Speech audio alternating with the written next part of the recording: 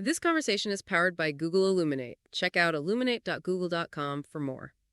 We're diving into a fascinating debate today about Mark 10:6 and what it means for how old the Earth is. Does it point to a young Earth, or is there another way to look at it? The usual young earth take on it um, doesn't really fit with the rest of the Bible. Right. Lots of verses seem to suggest the Earth is way older than 6,000 years. Yeah, and if you think about a previous age, it explains some things that don't make sense in the young earth view. Okay, let's explore how a previous age could clear up these contradictions.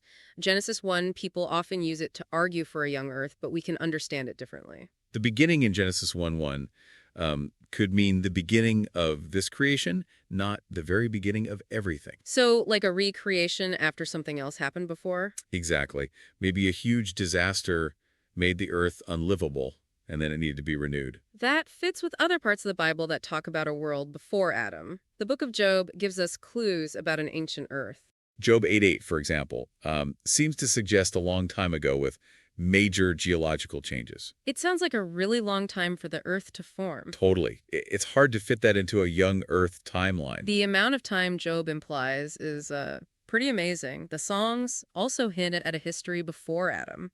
Psalm 87:3 mentions a city of God with two-leaved gates, which suggests a long history. So, a history even before Adam was created? Yeah, a history that a young Earth view has trouble explaining. The images in Psalm 87 are really powerful. Isaiah's prophecies also support this idea. Jeremiah 51:15 talks about God fixing the world, which means it must have been broken before. A restoration after some kind of huge event. Right, it fits with the idea of a previous age and then a recreation. The idea of restoration is really important here.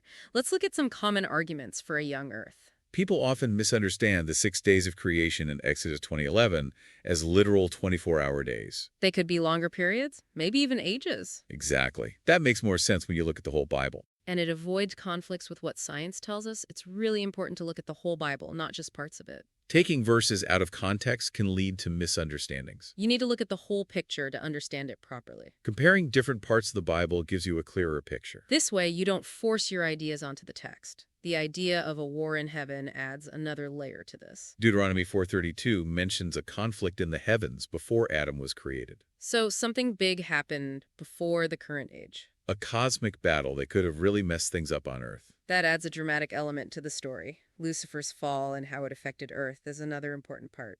Isaiah 14 describes Lucifer's fall, and it seems to happen before Adam.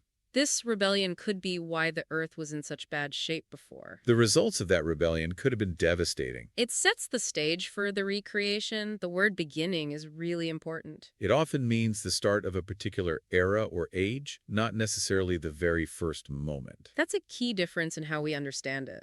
It allows for a previous age without contradicting other parts of the Bible. This more careful understanding is key to solving the apparent contradictions. So the evidence really points to a previous age, which challenges the young Earth idea. A previous age makes the Bible's story more consistent and understandable. That was a great discussion. Thanks so much.